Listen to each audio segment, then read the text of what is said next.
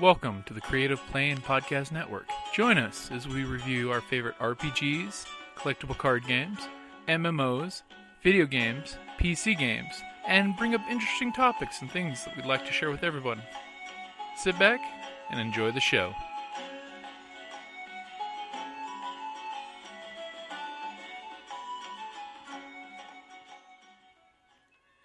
Hi, this is Kelly, aka Trixie from Ragnarok and Roll, assigned to Ragnarok Story, and Tilda Wimblewick from D&D Journey of the 5th Edition. First off, I would just like to say thank you to everyone for listening to our varied adventures, as well as for rating us on iTunes and RPGpodcast.com. If you haven't rated us yet, we would greatly appreciate it if you could. And if you're looking for more ways to support our efforts, we are now on Patreon, a great site where you can help us continue making more podcasts, as well as some special surprises for our patrons. If you can, please look us up at www.patreon.com/cppn. Every little bit helps.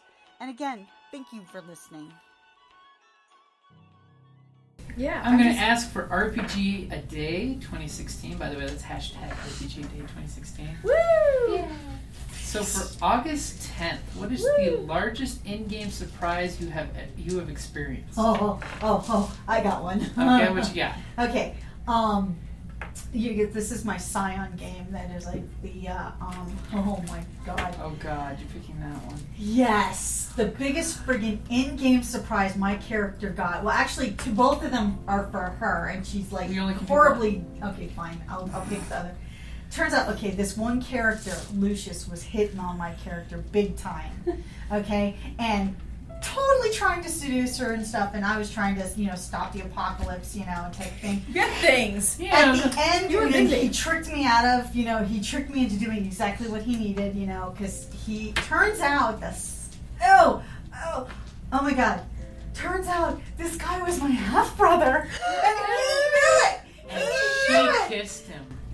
And no, we came really, really close. Oh, okay. But, oh my god, my character freaked. I freaked. I'm like, the character's name was Lucius, and I called him Uxius after that, okay? Yeah. And then my character was not a drinker, okay? She was not. She was the direct opposite of my original Scion character, who was, a libertine, but she didn't drink much at all.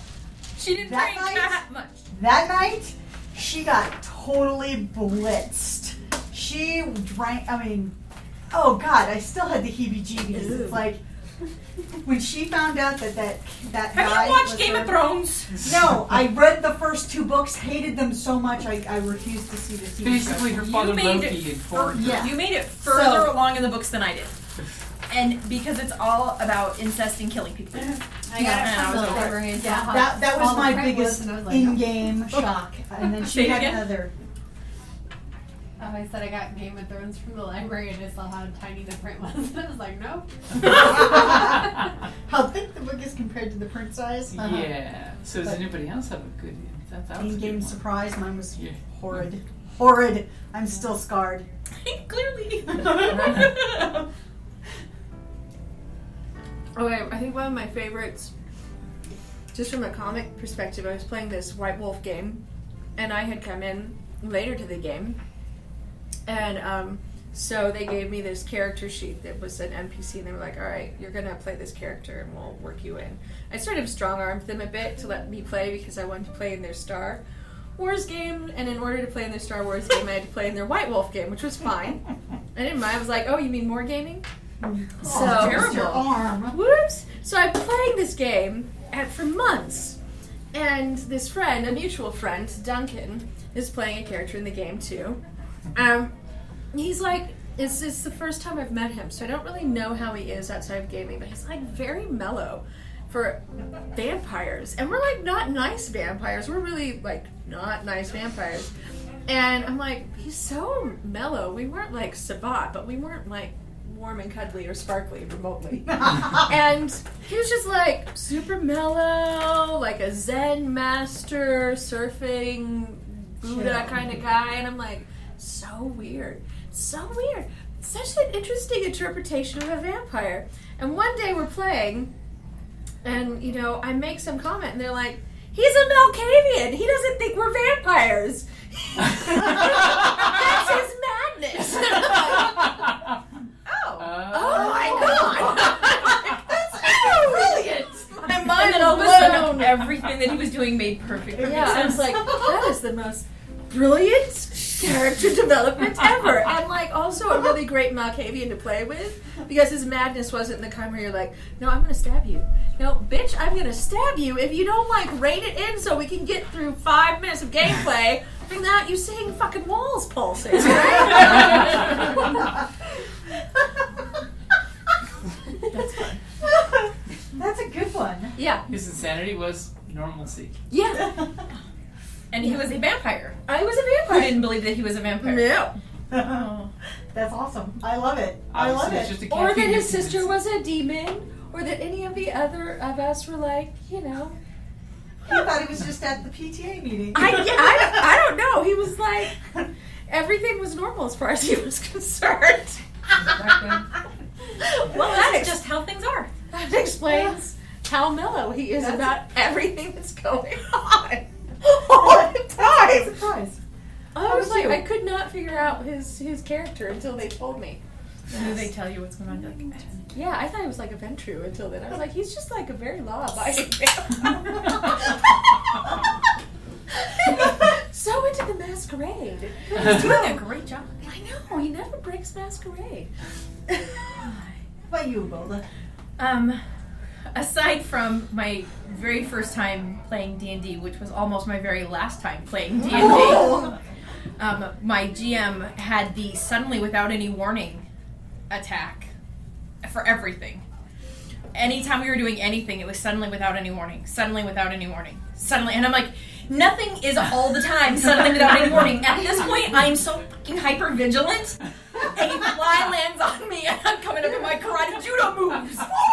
Like, nothing is going to surprise this character, but suddenly without any warning. I'm like, no, I'm gotta over use this. that line. D&D sounded like fun, turns out it's shit, and I don't like it. Right. And I didn't play again for like 6 years. Because I was so disgusted, and I thought that that's how all D&D was. And And then I played with good GMs who were like, yeah, hey, what are you doing right there? Here's a note, and you're like, sweet Jesus, okay.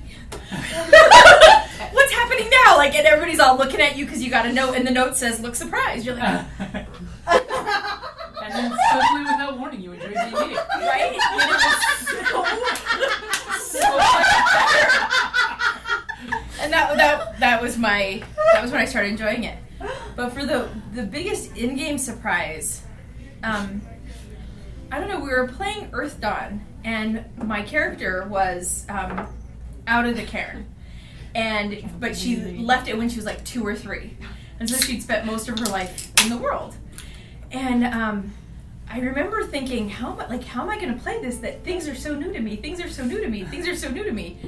And my GM would just randomly, the same one who'd give you the note that says "act surprised," would like suddenly, without any warning, random animals would just show up, and he had pictures and props, and he would sketch out what was attacking you. Like, he was this really clever GM. And I remember thinking, like, this is the best. And so it's kind of an in-game surprise because I expected D&D to suck. Turns out it's a lot of fun. Yay! I'm so glad you stuck with it because then you can join the Lady Knights of Adventure. That's right. How about you guys? I know you guys have been playing the least amount of time of all of us. So we They've only been. tabletop games. Yeah, but we play like co-op. We play RPGADAY with our favorite, which is You guys are big time 100% gamers. co-op. No, but like RPGs. Oh, We play online, Right. but there's this one part where you have to boost the other one up over a fence, and you're like, She's already blushing. and you're. So she's pushing me over the fence, and a grenade drops, and and you can't dismount from the other one, and it explodes and just sends us flying through the room. I couldn't get down off of her, so if I'm stuck on top of her when the grenade goes off, and we just go flying.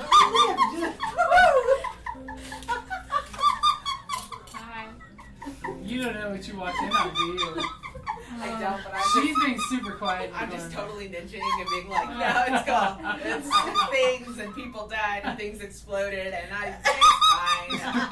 Accomplice, it's whatever. I'm just gonna say, I thought it was an please. Just don't call the FBI. That's That's all it. I ask. I don't. Homeland Security. No. And see nothing. Nothing. It's all just a game. Nothing to see here. It was funny though because we saw the grenade drop. We're like, get down, put me down, put me down. It's like, And I'm screaming, and she was like, it's like I trying to can't move drop over the her. fence or like get down off of her, so I'm stuck. And then we explode. We're gonna die. Oh my god! There Yes. was somebody on the ledge, and you tried to throw the grenade up, and it just Oh, that's it what bounced happened. off the It wall. hit the guy and then dropped down in front of us. Whoops! This This is what comes from trying to kill everything. You have to in that game. It's all about the killing. One of you is like the sniper, and the other one's just like melee and stuff, and then draw an aggro, and the other one snipes everything. That's good teamwork, though. You gotta have your sniper and your spotter. Then Oh, I get to alright pick up then. the big Gatling guns and walk up one minute. Yep. Okay, so that covers our RPG a Day challenge for the 10th. Woo! Woo!